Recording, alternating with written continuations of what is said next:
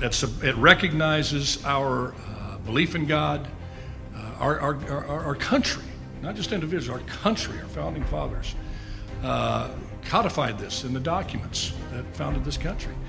Our reliance, our belief in God, and our reliance upon God. Of that, there's just no debate on that. You may like it, may not like it. Declaration of Independence, we find these truths to be self-evident, that we are endowed by our Creator with certain inalienable rights, of which are life, liberty, and pursuit of happiness. It goes on in the Constitution to say we are putting together this Constitution in a preamble to secure the blessings, not only for ourselves, for posterity. And that Constitution followed with a Bill of Rights that enumerated those godly rights given to man, including the very first one, which was a right to believe in God and to express that belief anytime, anywhere, including the public square. 33 million. It's proven to the money investors that people want something to feed their souls, not just their worst desires. Absolutely. And yes, indeed. This kind of sums up my entire dialogue career on the heat of the night. You ready for this? Okay, this is it. My 7 years on the heat of the night. My dialogue all summarized in this. Get right on it, Chief.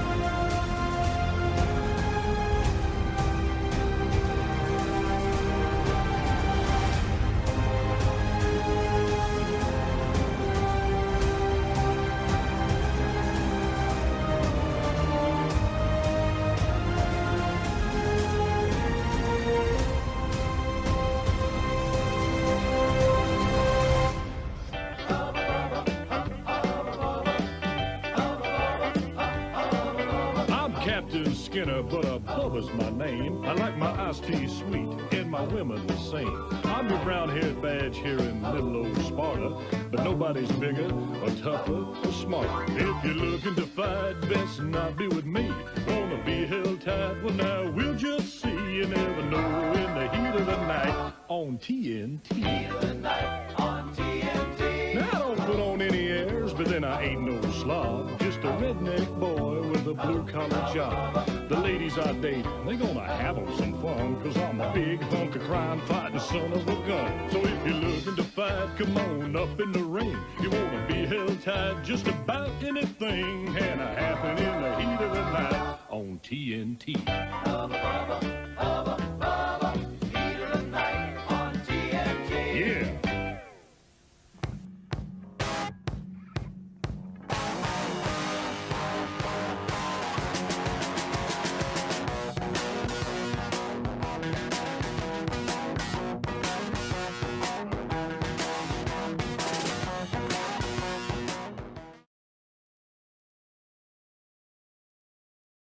$899-1550. And welcome to Alan Autry, No Retreat. I'm old Alan Autry, so honored and humbled to have you with us today here on Big Monday.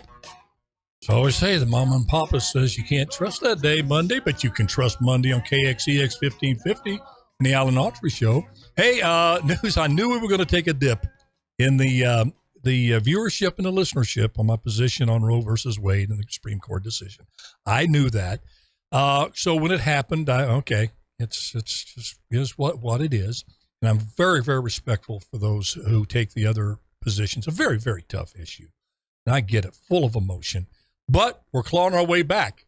We're getting those listeners back, and maybe new listeners, maybe ones that got ticked off and walked away. I hope you come back, because I know we agree on more things that we don't. And again, this issue is a very, very tough one, very divisive, not only between political parties, but at the dinner table and families. I get it. And I just happen to believe that, life begins when that heart starts beating. and I think you have to consider that as a independent human being with constitutional rights. But I respect, does that exclude a woman's right to choose and all that? I really don't think so. And that's why this in-depth discussion, we're going to visit it later on down the line, not today though, but I wanted to just thank the folks that are coming back into watching the show, listening to the show. I know it was, we got a lot of people upset in my position and I get that, but I wouldn't be genuine. I'm going to take a leap. I wouldn't be the man you think I am. I hope you think I am. If I just changed because I wanted to have a high rating show, I'm way beyond. I don't do that show for this reason. I don't get paid directly for the show. I do it because I feel the calling to do it. I had the right situation at the right time with the right people at Team KXEX, which I wouldn't want to be on any other team on the radio. I wouldn't. I got other things to do with my time. So this is something that I feel deeply about this hour. And the only thing I can promise you, not that I'm going to be some slick Dan Bongino type guy. God bless him. I love him. I'm not going to be a Rush Limbaugh. That's just, I understand that. But I will be honest with you, for all that that's worth. And hopefully it's worth something in today's day and time, because my goodness, it is so hard to find the truth. I just want to know the truth, and I want people to be honest. I don't care if I even agree with it or not. We're going to, later on this week, going to talk about just the hypocrisy, the back and forth with our leaders. What do you believe? And we've got a guy here, I love him or hate him, but Terry, give him Static Slatic is here with us, Fresno Unified School Board. Welcome, Terry. Always a pleasure, Alan. And we got here, as you know him, Triple G, Guillermo Marino on at 4 o'clock. Yes, you do own it. You own that. Literally, yeah, I do. A little Freudian slip there, but you own it on local radio, 4 o'clock. If you haven't listened to the show, tune in. You'll be glad you did. Hey, before we get into the subject of Fresno, you got some really, Terry does, some very important information. Knowledge of in itself is not really that important. You can have a lot of useless knowledge up in your noggin, unless that knowledge is useful, unless there's truth in that knowledge. So Guillermo got hold of me last week and said, Terry has got his hands on this information about some stuff going on, stuff that should have been done that has not been done at Fresno Unified. And we're going to get in that in just a second here. But before we do that, Terry, more importantly, have you got your monkeypox shot yet? No, and I'm not going to get one. Okay. Hey, Guillermo, have you got your monkeypox? No, I haven't gotten the first COVID shot. Yeah. Because there's going to be the monkeypox booster. Oh, you know it. Okay, 1, 2, 3, and 4. Then the gorilla flu. But what's the mask going to look like? What's the masking? Full mask, just like that one that attacked Larry Elder. There you go. He'll be laid with a gorilla mask there. You're going to mask your hands. Right. You're going to mask your, not gloves. They're going to want masks on your hands. Come on. Did the CDC have to tell us everything they do? There used to be these things come down the line. The odds are you're not going to get it. I'm not even going to say how that's on the radio right now, how it's spread. The predominant way it's spread, it's 90% of us don't engage in that type of activity. Help me, Guillermo. 90%? Help me, Guillermo. Don't participate. They do not. No. Even if they're of the persuasion, they don't go to the places where you could get that. The other 8% that have to worry, sorry, I don't want to hear about it every day, that I'm going to get it because I'm not going to be involved in that. But golly, if when is the CDC going to just reel it in? They've let this power go to their head. Next thing is going to be what? The gorilla flu, the baboonitis. He scares us to death. Terry, before we delve into the Fresno Unified, this is important stuff. Kids are listening to this stuff. Kids are listening. It's all blown out of proportion, and there's no facts. It's all, as you said, pure emotion. I mean, do they need something else to scare them?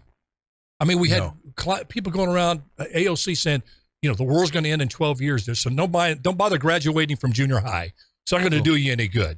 Alan, your degree is going to get you nothing. You're still going to get incinerated by the sun in 12 years. Yep. Alan, 10 years ago, Fresno Unified employed 6 social workers. Today, it's 86. That's because every kid is losing their mind for 14 different ways from Sunday every single day, and this is just the latest one on that stack. Don't they listen, Terry and Guillermo, to other science involving our kids' mental health? All right, you're locked in. You think they're going to get COVID when all the science says you have an infinitesimal chance of getting it if you're a child, but you're going to scare them. You're going to have everybody wear masks because they're around. Mama looks like Hannibal Lecter. You can't see anybody's the lips move. Those kids that are deaf, that recline on reading lips, they're traumatized forever. Right on the heels of this climate stuff. And now you tell them, hey, go get monkeypox shots or you're going to die of monkeypox. To me, and I promise we're going to get into it right here in just a few seconds here, but it really hit me. I said, this crap has to stop. I don't like it. I'm 69. I've got my, I don't like to hear it, but my mind can handle it because I've been through a lot. These kids can't. No. And they can't handle the science, Alan. And let me segue into education with this unbelievable thing that you and the listeners and Guillermo are going to enjoy in a bad way.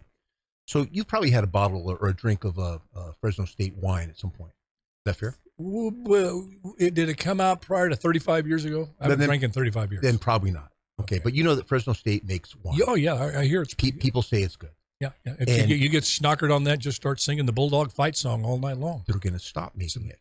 What? They're going to stop making it. Why? Because we make it as part of the enology, the winemaking program at Fresno State. Mm-hmm. And I went to a talk that the head of the College of Agriculture did just a few months ago, and he just mentioned in passing, this major, enology, winemaking, is going to go bye-bye.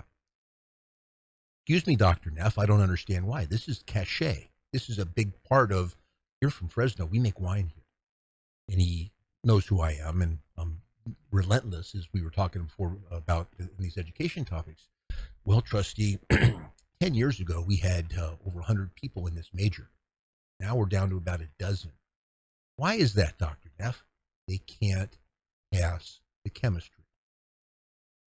So if kids can't pass college chemistry to become because winemaking is very chemistry intensive.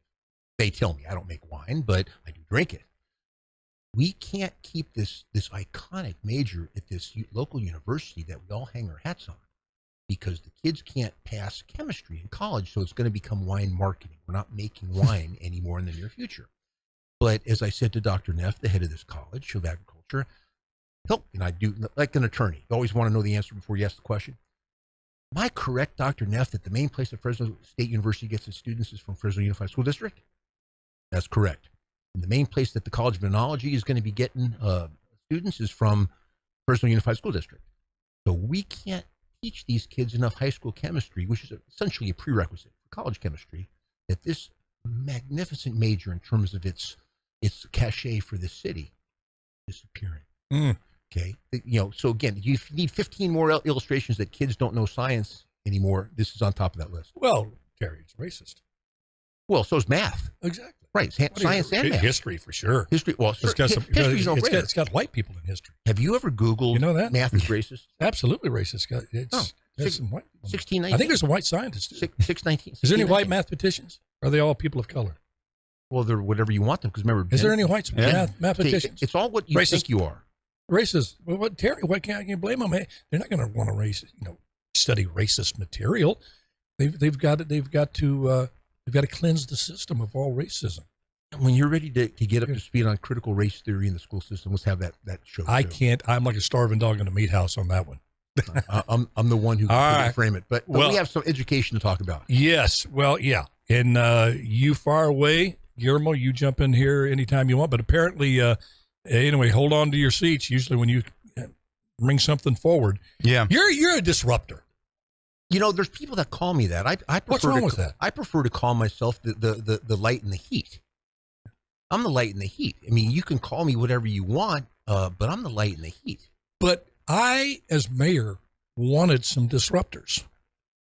But you're by disruptor, I meant, hey, we're going along in a kind of a status quo, complacent deal, which government can do, and any institution can fall into. Right. I depended on people coming in saying, hey, I need to bring this to your attention. The ship ain't sailing where you think it is. And if we don't change it up, it's going to hit an iceberg. And it's going to be Titanic Fresno. Yep. I wanted that. And then, so when I say disruptor, I'm not saying as a pejorative. Absolutely. Now, there are people that use it as a pejorative when they're using it for me. And I just simply you like that word, pejorative? I do love that I looked that up last night. I was going to say this subject. I do. I went to a state university, so I know that word. And I know you did. I swear you pressed you went to a prestigious private university. Yeah, but all people have heard me say for 15 years was get right on it, Chief. So when I use pejorative, that kind of blows them away. Get some. And remember, I love your movie Southern Comfort. I did. We talked about that. We did. Okay, enough about me. Let's let you talk about me. All right. So go on about this, because this is a really important issue. This is so disturbing. So this falls under the umbrella, listeners, of learning loss, COVID-related learning loss. And I've been jumping up and down, setting my hair on fire on this now since COVID. But we're a failed school district, and it's simply exacerbated, which is one of those college words, exacerbated by this to make worse. In an intellectual way, but we're making it worse. COVID made it worse, and Fresno Unified never wants to admit that anything is wrong here. This is Bob, who I like a great deal as a man, rearranging the deck chairs on the Titanic, playing the ukulele and singing, and don't pay attention to the man behind the curtain. So we have this learning loss that you can go Google COVID learning loss and have 17 billion hits on the articles. And to us, this is what it means: is little Johnny, who's my generic student, went into that March 13th on COVID in 9th grade, doing above average in FUSD. He was reading, writing, and doing math, Alan, at the 8th grade level. When he came out of COVID, was his butt back in a chair in the classroom, he was in 11th grade, almost into 12th. And he wasn't, however, reading, writing, and doing math at the 9th grade level, not even at the 8th grade level. He was back a year at the 7th grade level. So he'd gone up a couple years and back a while. But remember, this is an above average kid. Most kids were already 2, 3, 4 years behind. Half of our kids that we give diplomas to every year, it's about 5,000 on the average. Half of those kids read, write, and do math 6 years behind grade level. Half. And to get really extreme, 750 of those kids every year get diplomas with 1.1, 1.2, 1.3 GPAs. It's just heinous. No matter what you do in this school district, you just end up in the next grade, which is really what this is all about, this discussion. So the California legislature, once in a while, that old saying, Alan, a blind hog finds an acorn once in a while. Mm-hmm. Okay, they found an acorn finally. So they passed AB 104 2 years ago, very, very kept quiet, at least in Fresno in the public education. And this said, we have learning loss. And you all, parents, if you want to have little Johnny or little Susie repeat that grade, just call your administrator, your principal at your school, and you're going to have a meeting by law that month with your teacher, your counselor, your principal. You're going to discuss the pros and the cons of keeping little Johnny or little Susie back, because this is seminal. They're going to either learn it or not. And so I get into this when I found this AB 104 thing about a month and a half ago now, and I start going, well, heck, we don't have any teachers, any students that requested to be held back, and parents request their kid be held back. I'm like, that's not statistically possible. We have 74,000 kids. How could every parent ask for that meeting, because almost all their kids are behind, and we didn't have one parent keep their kid back? Well, it turns out that not one principal told one parent that they could ask for this meeting, because we don't offer them the meeting until they ask for the meeting. But the principals didn't know to tell them that we have AB 104, ask for this meeting, we'll discuss keeping little Johnny or little Susie back. So we had nobody offered it to any parents, and therefore no parents asked to have this discussion about the pros and the cons. Now, is this the perfect program, Alan, for every single kid out of the 74,000 in our audience? And I will say it's not. Once you're in 11th, 10th, 9th grade, it is probably not a good fit. But understanding education, as I've had to these last 4 years, if you are not reading at grade level by the end of 3rd grade, you're never going to be reading at grade level. Mm-hmm. Never. Ever. And that data is pretty much irrefutable. That's irrefutable. That's bulletproof. Even the left will not argue with this. Right. Okay. So if you have our 2nd graders and our 3rd graders who are reading at kindergarten or 1st grade level or not at all, and we're not going to every one of those parents and saying, you need to have AB 104, ask for this meeting, let's discuss the pros and the cons. Because if little Johnny or little Susie are not reading at grade level by the end of 3rd grade, they never, ever will be. Now let's get into the subsection of these 2nd and 3rd grade kids. In Fresno, we have, as you know, we are a majority-minority population. We have 68% of our students are Hispanic in origin, and a giant share of those come here to learn English. They are English learners. The seminal point in being an English learner in education is being redesignated an English speaker by the end of third grade. If you are not redesignated an English speaker by the end of third grade, you almost never will be. So if you are part of these thousands and thousands, remember 68% of 74,000 kids, and over a third of them are English learners. If your parents didn't know to ask for that meeting to keep you back in second or third grade so you can get up that learning curve to get English language designated or to learn grade level reading, you're never going to get there. And if you're never going to get there as the English language redesignation, the odds of you dropping out of school are giant. The odds of you, finishing school, being 6-8 years behind on reading grade level are massive. And I can't find a kid, because there is no kid, that has been held back via parent request due to AB 104 because the principals didn't know to tell the parents, ask for the meeting. The principals didn't know. So where are you, as you connect the dots for accountability and blame, where does that last dot end? Who was supposed to alert these principals that these parents had this option? Well, everything comes down to the superintendent of schools. Okay, remember, I like Bob Nelson. He's the nicest guy. Good man. Okay. But Bob has this massive problem holding his staff accountable. Now, what I don't know yet, and I met with Bob one-on-one on this last Tuesday, and I said, Bob, who didn't tell whom? And the most egregious part of this is consistent with the dogma of this school district in that we do not hold kids back.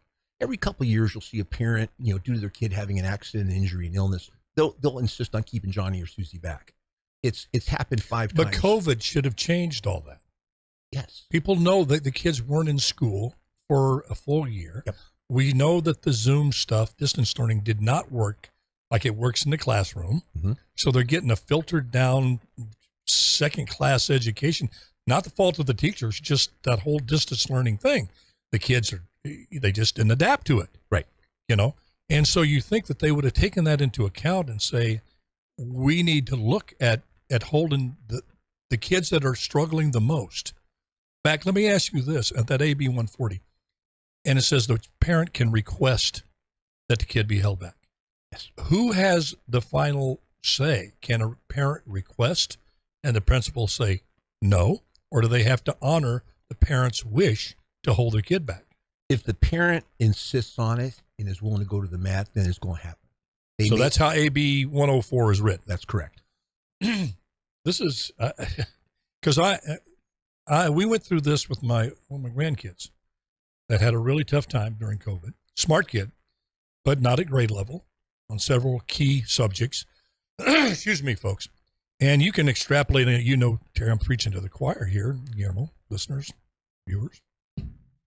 But this really startling statistic that if you can't read at grade level by the third or fourth grade, your chances of ever reading at grade level are greatly reduced. But also that connection, that extrapolation also goes to all aspects in terms of success in life. And none of them are very good. You're going to have to drop out, as you said, to become a entry-level job at best, unless you go back and do some, re-education as you get older. But it's very, very tough to succeed. So let me ask you this, Ace. That's just to me. So what's your plan of action to, you're the light and the disruptor here. What's your plan, knowing this, to do something about it? That, Mr. Nelson and I had this heart-to-heart, I'll call him come to Jesus talk last Tuesday. And I said, my expectation is that when the principals get back on campus in about a week, that every single one of them will be messaged by you. They had better get back in time with those principals to identify those kids who meet whatever criteria we want to, especially the second and third graders, the English learners, the dyslexic kids, the ADD kids. And they know exactly who they are. They know exactly who they are. Every teacher knows. And I know socially a number of elementary school principals, fantastic people. Yes, they are. But they didn't know this. Okay. And so I will sit down with a good friend of mine who I'm having coffee with tomorrow and say, as I have already on this, just to confirm my sanity, how many kids would, at your school with 550 kids in, K through 6, how many kids would you have kept back to benefit from this program? He goes, 40, maybe 50. Okay, that was second and third graders. Okay, it's not a sixth grade program, probably not a first grade program. But if you look at, we've got 81 elementary schools. If 81 of those schools are going to hold back 50, that's 4,000 kids. And the fact that is every parent going to say this is a great idea? And Bob says, well, every parent's not going to go for it. And I said, Bob, how many parents, when you were an elementary school principal, 25 years ago, could you have sat there and said, you could have sold them on it? Yeah, all of them. Yeah, Bob, you could have. So yeah, you could talk him out of it. He's a good salesman. He's a great salesman. You could talk him into it, or you could talk him out of it. And I want to see the data once these principals are engaging with these parents. If a principal is convincing 65 or more % of those kids to stay back, I want to know about it. If a principal is getting a 0.0% success rate, I want to know about it too. All right, we're going to take a quick break. And we'll come back, we're going to pick this subject up. I have a couple more questions for Terry. Give them static. And Guillermo, I agreed with everything you said in this segment. That's a first. 100% agreement. That's a first. This is Alan Autry, No Retreat. We'll be right back.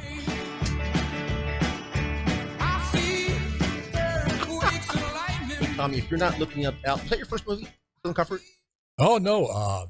Look up his movie, my Southern first Comfort on movie TV. was Remember My Name. Yes, I did look at that one. In 1977. Yep. Robert Altman film. Yep. I met Robert Altman on the way back to training camp at Green Bay my last year with the Packers. And my buddy, I stopped to see my buddy in Chicago who knew a guy on the light crew. I got to go on the movie set. And I like this stuff. And struck up a conversation with a guy that was there. We're setting up the shot. The guy loved football. I played with the Packers, and I talked for about 15 minutes. And I said, hey, when are they going to start shooting? He goes, well, when I tell them to. And it was director Robert Altman. And I'd gotten, some rapport with him. So when I got cut by the Packers, I looked him up. And just so happened he was casting a movie. He gave me a little bit part in the movie and got my career going. I never forget what he said. He came out, 25 years old. He gave me the part. Didn't even read me. Small part. But he says, look, this is going to get you in the business. You'll be able to get your SAG card. In 10 years, you might want to kiss me or hit me. We're doing this for you. Yep. But here it is. He's a great guy. Great guy. He was a maverick. He was a disruptor. He was a disruptor. Yeah. The studios didn't, he wanted to do things, and he had a certain way of doing them. And but there were people who'd take a bullet for the guy. Oh gosh, yes. Paul Newman was one of them. Absolutely. Paul Newman was commanding one of the top paid actors at that time. But if you work for Altman, because he could only get these micro budgets from the studio, they'd work for what they call scale plus 10. Right. The union scale plus 10% for your agent. Right. And that was Paul Newman. And in that movie, Altman, if you see Remember My Name, he let me played cowboy named Rusty. I'll never forget it. This tie, that little string tie with a buffalo head, and it's what Newman wore in Buffalo Bill, the movie. So I'm sitting there with Paul Newman's. You know who Paul Newman is? No. I know. I look at my millennial friend. Are you serious? No, Dead I'm saying serious. we have. Hey, I want to do a podcast called the Boomer Boys and the Millennial. Me, Larry Powell, and Guillermo. And then I don't know some of the stuff he's talking about. And Yeah. I bet you name who's a popular actor. You go to movies. Yeah. Oh, yeah. Give me a popular actor today. Name for Terry and I. Let's see if we know. Well, yeah, but it had to be someone young that you guys wouldn't know of. Not necessarily. I don't know. Some of the middle-aged guys. 1 minute. There you go. Tom, who? Whatever you said. I only know him because my son loves him. That's the only reason I know him. He talks about him all the time. Guy loves his acting. And I did see him in something. The kid's got some chops. Who? Give me another one. Terry, do you know who Timothy Johnny Chalamet is? Depp. No, not a clue. Huh? Not a clue. I did watch Paul Newman's last movie again last night. Which was it? Road to Perdition. Was that his last one? Yep. 30 seconds. I hate last movies. I saw John Wayne's last one. Wasn't it McClintock or something? No. His last movie was The Shootist. The Shootist. What a That's great right. movie. Him and It was. Jimmy Stewart's last movie. What? Jimmy Stewart's last movie as well. Remember that? Do you remember Liberty Balance? I love Liberty. Remember when Lee Marvin tripped You know most Stewart and the steak went there, and he goes, You bet. and then Marvin and Dwayne would kill each other. And Stewart goes, "You're gonna kill each other over a stupid steak. That was great. Here's 5 seconds? Here's your stupid steak." Remember that? Classic. Yeah. Classic. That's great. You're listening to the Alan Autry Show on the best talk in town. Talk Radio 1550 KXEX. Call Alan now. 559-899-1550. Terry, I'm not going to wait to the midnight hour to ask you the next question because education meant a lot to me. Been able to leave 15 dreams because of my education. As you can tell, I was educated in some of the best schools. I went to JC. That means Joe Cool. But at JC. So tell me now. Slap me sideways, would you? I can't reach. I got T-Rex arms. Here, let me ask you, and this is really, the answer to this probably take a whole show and still have 5 shows to go to scratch the surface. I'm not one of these conspiracy theorist guys. I know, but it's not paranoia if they're really after you. Okay? I always say that. You see all of this non-responsiveness to the obvious educational travesty that COVID has caused. Everyone sees it, as you said. Current, conservative, liberal, woke, whatever. The kids have been wounded. There is a crisis in education. These kids now think school's optional. You're seeing it every school in the country. Kids are coming. They don't think they have to be there. The behavioral issues are off the charts. I have a life coach and mentoring company. We're at a high school, and it's no different than any other high school. Terrible time with kids just dealing with being in a structured environment.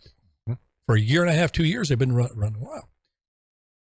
But prior to this, I saw a movement that gained steam, particularly here in California, to completely eliminate any kind of measurement of success in the classroom.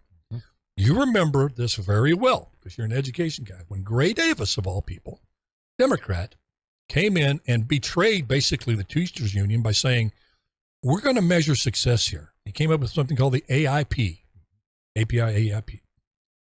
Teachers union went nuts. Where you measured, at least an attempt to measure success in the classroom. And some of the data there led places that the teachers union didn't want it to go to. Now you flash forward, they got rid of API. That's no longer around. Got rid of No Child Left Behind. That's no longer around. Teachers union just put the kibosh on both They of got those. rid of the exit exam. Got rid of the, I didn't, oh, yeah, exactly. I remember that. Got rid of the exit exam.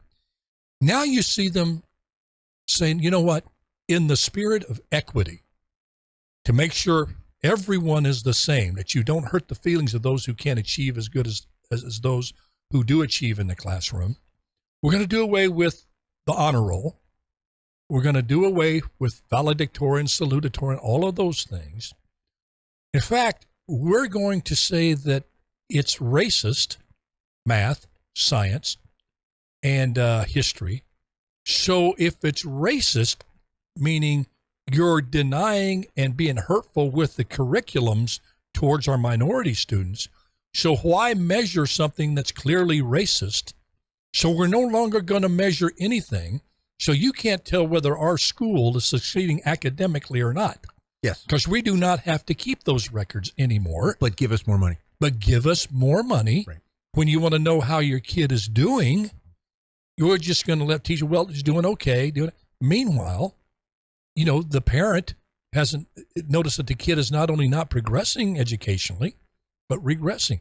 Do you think I'm off base in saying that ultimately this education system, in particular in California, wants to reach a place where there's absolutely zero accountability, zero measurement of success with a kid, that the equity means every kid is looked at the same academically? And if your answer is yes, which I think it's going to be, how in the heck do you measure when somebody needs help? Alan, you paid for the Packers. Okay. Well, how many people? I don't know. Some people debate whether. Well, yeah. I've seen the video. I know. Okay. All right. How many people have ever played quarterback for the Packers? Not many. Not a whole lot. Yeah. Hey, is every kid who's ever played quarterback in middle school going to play for the Packers? No. No. Is I was in the Marine Corps. Is every person who ever joined the Marine Corps going to be a general? No. Not a chance. Is every person going to get a full academic to Berkeley? Not a chance. So in case you've been living in a cave, the Oakland Unified School District no longer uses D's or F's. It's leading a trend. Everybody passes. No one can get a D or an F. Everyone, Well, the lowest if you grade get a is C, you pass, right? Correct. Now, we have grade inflation out the wazoo anyway but now there's not even anything on paper saying a D or an F. And again, you have D's and F's here in Fresno Unified, but you go on the next grade anyway. But Oakland Unified has led a movement. I can send you the articles amongst, remember, we have 1,215 school districts in California, which blows people away. Some of them have one schoolhouse. Some of them are. How many was that again? 1,215 school districts in the state of California. Okay. Now, some of them have one school. I got you. Okay. Some of them have 6. A good friend of mine is a trustee down at Carruthers Unified. They have, I think, 4. So they're not all us. We're the 3rd biggest district in the state, 20th in the country, with a multi-billion-dollar budget. But Oakland's not tiny. Oakland is they have gotten rid of D's and F's. The other thing, you said the scariest word in education a moment ago several times, equity. Everyone, you got to understand equity is not equality. No. There's only one syllable difference, but pay people attention. think it's the same. So many think it's the same. Some it sounds good. They use it synonymously with it. Yeah. It's not synonymous. Equity has got to be the most evil word. You dumb down on equity. Equal, you give everybody a chance for success. Right. A pathway, but equity is always a path downward. Here's what equity looks like at Fresno Unified. They're looking at something. Equity grading. That's right. Equity grading. What could equity grading possibly do? How about when you and I were in school back when dinosaurs roamed the earth? You needed 90% to get an A, 80 to get a B. Yep. But you started at 0 to get to that, right? Now, the programs equity grading that are being looked at, and they're going to be adopted, are if you happen to be from a single parent household, you need 90 to get an A, but you start at 10. And on top of that, if you happen to have a household income of $28,000 or less in Fresno, you don't start at 10, you start at 20. Because 65% of our households in Fresno Unified have $28,000 household or less. And then the other one, if you are a English learner, if a language other than English is spoken in your home, you start at 30. You get a 70 for a C and 80 for a B. So they're directly correlating poverty with achievement and intelligence, actually. Poverty, ethnicity, and they have to say it, intelligence. You think less of these kids. Right. You think that kid's parents, because they're poor, can't teach them their ABCs before they go to kindergarten, count to 10, know the primary colors, all the things. You're because they can't speak English. That is exactly what you're saying. Now, here are these people, these edgy babble, no, mister, you're off the base. No, I'm not off base. Because I was one of those kids. That is what it is. My dad topped out at $265 an hour. My mom cleaned houses to make ends meet. Yeah. And you're calling them stupid and dumb and think they didn't know enough to prepare me at least for the basics of kindergarten. And they did. How insulting to minority people. They have a system that purports to take care of them, purports to be their friend. Vote for us because you know what? You don't want to go to that school that's succeeding. You want to stay in zip code prison that the systems put you in. Because you've got, if they cared about the kids, they would let these kids go have school choice. And I ask you this, Terry and Guillermo, listeners, why would you want, by taking away the honor roll, taking away grades, why would you want to cheat a struggling kid out of being able to overcome their struggles and achieve and aspire? Why would you want to cheat that kid that says, I'm going to work hard because I want to get that B, then I'm going to go get that A? Why would you want to rip that hope? Well, what they're doing from those kids? Yeah. Because it's exactly what you're doing by getting rid of it. Right. These kids are going, hey, I wanted to be there. I know I'm struggling now, but I want to get that A. I want to be honored like that. Go ahead. Well, and what they're doing is they're cheating these kids out, and Terry points out a really, really subsection of the population here with those English learners. And Terry and I were talking about this several days ago. You go to any Latino family who's got a kid that's learning English, and you tell that mother and father, hey, listen, we'll say Guillermo is not going to be able to read at grade level unless we hold him back. The way we see Guillermo going right now, he's going to be behind. He's going to get discouraged. He's not going to be able to graduate on par. You tell any Latino family, you want your son or daughter to be successful, the best thing in there, it is in their best interest to be held back. You know what that Latino family is going to say? Absolutely. Hold it back. Hold it back. I really do. You hate to bring politics in, but tell me anything in this crazy-ass world we're in right now that doesn't have politics in it. There's political thing in every single thing. The reason I say that. I was going to say waking up, but the school managed to do that too. Yeah. So The only reason I say that is what you just said. Is I believe that's why you're seeing a mass exodus Mhm. of Hispanics out of the Democratic Party because they're putting two and two together, Terry, which, by the way, is still 4. They're trying to tell you that it's not. It might not be. It's 5. It might not be. Right. And Hispanics are saying, there is such thing as a woman and a man, a husband and a wife, a dad and a mother. You see, and it's, for me, it gives me a glimmer of hope. You're seeing minority communities starting to wise up to the decades of lies that have been perpetrated on them by this system, who really doesn't care about them. Yeah. They talk a good game. They care about their vote. They want to secure the vote, and they think, well, let's give a little penance. Let's get a few crumbs from the table. So let's give them a welfare and raise their welfare 3 or 5% each year. Still not enough to live decently on, but let's get them addicted on it. Right. So that's all they have. Kill their desire to move forward. Let their families get ravaged by drugs and low expectations, and then they'll get to the point where this is all there is in America, the American dream. I can't reach it, so I might as well embrace the hand that's given me these few crumbs, because they took away the hand that could help me up and fend for myself and live the American dream. That's gone now. And that's where a lot of them are at, but you see this revolt, like you're saying, that you articulated right now. Do you see, now, Terry, let me ask you something. Going back to the school board, because it all goes back to the school board. I think a lot of problems, I would say 90% of them, in education started when school boards stopped leading and started giving in to the politics. I don't know what the stats would be, but if you took all the school board members around the country, well, let's just stick in California. How many trustees on a school board do you think are backed by teachers' unions and those in the status quo that want to keep the system just the way it is? No question, a minority. If my majority, there's no question. It's a huge majority, I would think. No, it could be 67%. It could be 85%. But there's no question it's over 50. And I've seen this. I can't give you details because it's closed session stuff, as you know, as a politics guy. Stuff that we do in closed session that'll come up that's a delicate thing, and you'll see some trustee who got $10,000 from the school, the teachers union, fighting this insane fight from a complete moral low ground because that they got 10, and I can say she because the whole board is women, so they're not going to know who I'm talking about. Do they identify as such? Well, that's beyond my scope. Okay, all right. Okay, but making this argument that is completely specious, and from the moral low ground, and then going to ultimately lose. But so she can tell them, I fought the fight for you. You gave me that $10,000. That's the way this place operates. Now, again, is it 55% or 85%? I would suggest it changes quarter to quarter and year to year, but it's never going to be a minority again until we get sane people on the boards. Okay. There's a whole saying, go ahead. I wanted to ask a question because when we were chatting about this, my main question was why? Why? Did Fresno Unified just not know that they had to do this?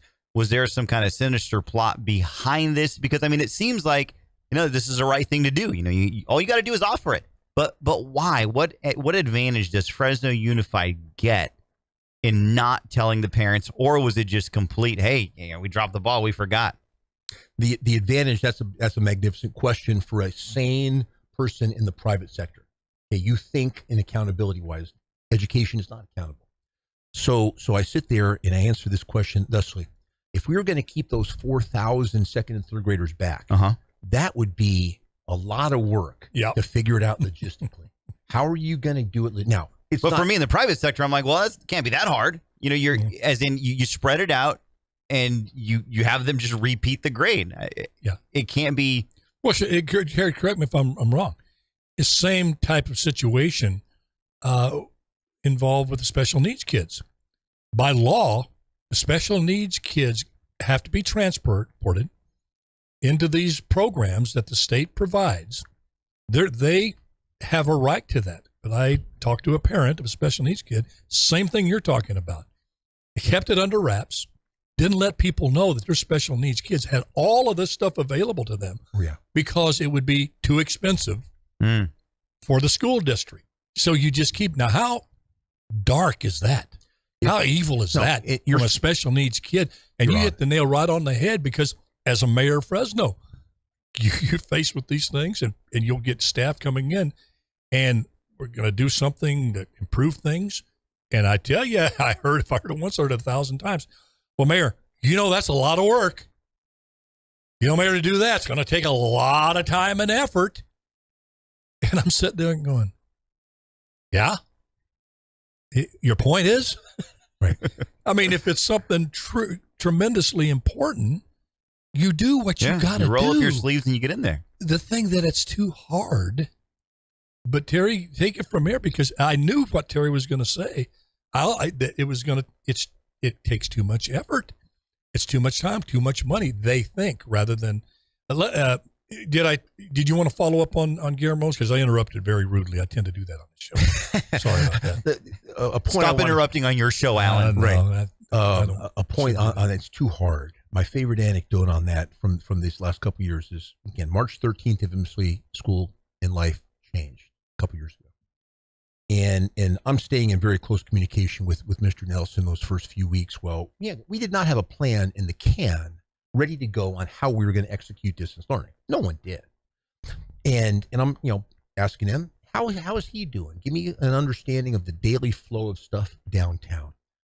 And, again, Bob and I, mysterious to many people, have a very high level of rapport. I'm not going to sit there and say what he thinks of me. That'd be pretentious. I had him on the show. He has respect for you. Oh, well, that's good to know. No, he didn't speak down at you at all. Yeah. Good. No, we have a high level rapport. And he tells me those first few weeks, Alan and Guillermo, all the senior staff down there, we got our 27, I like to call them the 27 assistant, associate, and deputy superintendents, all making $185,000 to $254,000. And he's sitting there, and remember, in a town with a $50,000 median household income, a lot of money being an assistant superintendent. All they do is bitch and moan and whine and bitch and moan and whine and bitch, because we're having to recreate the wheel. And they want to go home at 4:30 again. Go home at 4:30. I'm like, no, you going home at 4:30? And I gave him a phenomenal example of military talk. Tell your superintendents they have self-selected themselves to be here on this day. They got into education, they got into teaching, they became a vice principal, a principal, got promoted. They've self-selected themselves 5, 6, 7, 8 times to be here today to help solve this crisis. And he says he got some traction with it, but just the excuse my French, everyone, whiny bitchness, male and female downtown of, well, there's no teachers or anybody working at the school sites. Why are we here at 5 o'clock? Why are we still here? Yeah. There's no doubt the workload is something that's, are you old enough to remember Dobie Gillis, Maynard G. Krebs? Of course I do. Guy from Gilligan's Island. Maynard G. Yeah. Remember when they said the word work? You'd go, right. Work. Right. Work. Right. You played a beatnik. And you get that in these institutions, not just in education. But let me ask you this. We're running out of time. Well, I was going to say, Alan, there's another part of this that you were talking about, AB 104. Oh, I already 104. There's 104. So many. AB 104 about the options. If you're already failing, that I found out, was just as bad as this first portion, right? Yeah, let's spend a minute. This will make your head explode, Alan. So the third section of AB 104 says if you are in high school, 11th or 12th grade, to get a high school diploma in Fresno Unified, you need to have 230 high school credits, 60, 60, 60, and 50. So if you're up to 100 credits short of graduating in your 11th or 12th grade, which means essentially you're a 10th grader, you can simply say, give me my diploma. We're going to offer you a 5th year of high school to make it up. Or you can simply say, no, hand me my diploma. And out of the number of kids... And you're 50 units short, you said? 100. 100 short. 100 out of the 230 you need. So again, you're back to 10th grade. And so we went to those kids that met these criteria, 1,000 kids. Under AB 104. Under AB 104. So actually a little bit more than 1,000. Said, would you like to do a 5th year? Or would you like to just have us hand your diploma and you're 100 units short? 100% of these kids, 1,000 kids said, just hand me the diploma. Well, of course. Right. But going back to your point about the equality thing, people didn't go, no, I really need to learn something to prepare myself for life. Denigrated and crapped on and peed on that high school diploma. So I got a call from Grundfos Pump when I was, because I really pushing the education sector, and Fresno Unified. I want to get these Fresno Unified kids jobs. I got a call, I'll never forget, I won't give the guy's name, higher up at Grundfos, that wanted to hire Fresno Unified. Mayor, my assistant put him right through to me because I told her, if he calls, put him through. And he said he had finished interviewing over 60 Fresno Unified School District with diplomas. And they said, Mayor, we can't hire them. We want to. I said, well, what's going on? She goes, they can't read. We give them something. They can't read the safety manual. We had them there and they can't read and comprehend the safety manual. Right. And we test them just very low level tests on working at Grundfos. Not one test. Right. And you look at this and you see, I feel what's going on now will be looked back in history as one of the biggest collective acts of child abuse. Yes. In the history of this country. Yes. It is no less than child abuse. Yes. So we just got to let me ask you this, Terry, because I want to try to hopefully some light. Okay, you say you can't keep them all, give them that other year. You get out, that takes a while to implement, don't say forever. What is the plan for remedial education at the district level for these kids? What are they going to do? They have to do something, don't they? Alan, I call Fresno Unified the land of the infinite mulligans. Okay? They try something for a while, which is always expensive, throw a bunch of money at it, and then a couple years later realize we got no return on investment for it whatsoever. Then they'll either do it again exactly the same way, which we've done a number of times. One was called the Designated School Program, which is now in its 8th years, cost us $40 million. We've got no bang for the buck. Okay, on extra teaching, extra reading time in elementary school. $40 million, 8 years, no return on investment. But we're still doing it. Okay? So how many examples of this, can I give? It's dire. If you parents don't start getting involved and get some sane people on the school board who will then give the direction to the school district. Because, there's a lot of kids. Right? People don't understand. Education still matters. Businesses still want to hire with a degree.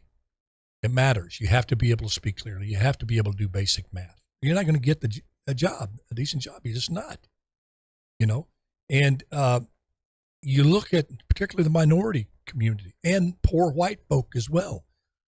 Sometimes that kid that's in the 3rd grade right now education is not only their only hope for a better life. It's the only hope that mother and father have for a better life, for that kid to get educated, get a job, and take care of their mother and father in old age. Say they're working out in the fields. They don't have an IRA plan.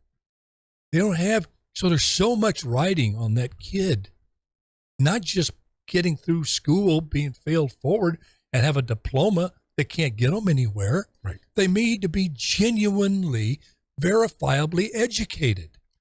And the parents should understand the risk of that. I was able to hand the deed to a house over to my mother. One of the most, we both just cried that. And I could never have even come close to doing that. Right. If I hadn't had my high school diploma and my college degree. You don't get drafted by the Green Bay Packers out of junior high. Nope. You go to college. You play college football. And this whole thing about college isn't for everyone. How absolutely insulting to minority students. Yes, it is. You may choose not to. You might go into a trade, which hallelujah. But don't tell that kids like me, because your dad worked the fields. He died in the fields. Your grandfather died in the fields. So you're going to die in the fields. By the way, college is not for you. Why don't you learn how to weld this rivet if you're lucky? And they happen to be hiring. They don't tell them, oh, you can be anything. No, you might be a welder and you might get a job if they're hiring. Right. That's how this education system is treating them.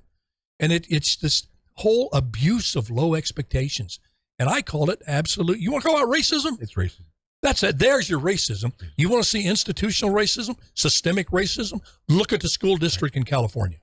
Alan, I met with All over Sheriff this Mims. state, and you'll by and large, Right. there's some districts that are doing it right. Sorry. I got a minute and a half. It's all yours, Terry. I met with Sheriff Mims last December, and that meeting was seminal, a few hours long, and it revealed a bunch of stuff, including this. On the average day, and you probably remember this from when you were in office, the Fresno County Jail has 2,500 inmates. And Sheriff Mims, for 16 years she's been in office, does reading grade level assessment. I know where you're going on on them. this. It's And unbelievable, for folks. 16 straight years, those 2,500 inmates in the Fresno County Jail have proven, bulletproof-wise, because the data is not like in professional education where you use a new metric every couple of years and have to spend 2 years correlating it. It's the same data test they've used for 16 years. They read at the 4th grade level. Okay, if you're in the Fresno County Jail, 2,500 people, not 500 people, not 200 people, you read at the 4th grade level.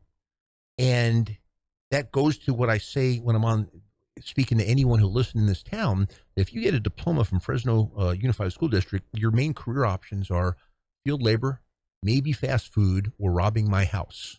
These are the kids who've chosen option number 3, and it didn't go well. Terry, give them static slatic. Great to have you here, buddy. I love all the school board members are welcome to come on this show. Guillermo and myself are equal opportunity. Come on the show. We'd love to hear from you because there's nothing more important for our kids than figuring out this education fiasco we're in right Amen. now. Terry, thank you much. Guillermo, thank you. God bless you. Love you all. And just remember, do your best. Let God do the rest. That's all he expects of you. So that's all you expect of yourself. Love you all. Bye-bye now. If we're together, just sing a song and bring the sunny way. Want some light talking points? Sweet. The Assembly Bill 104 it's the best kept secret in California.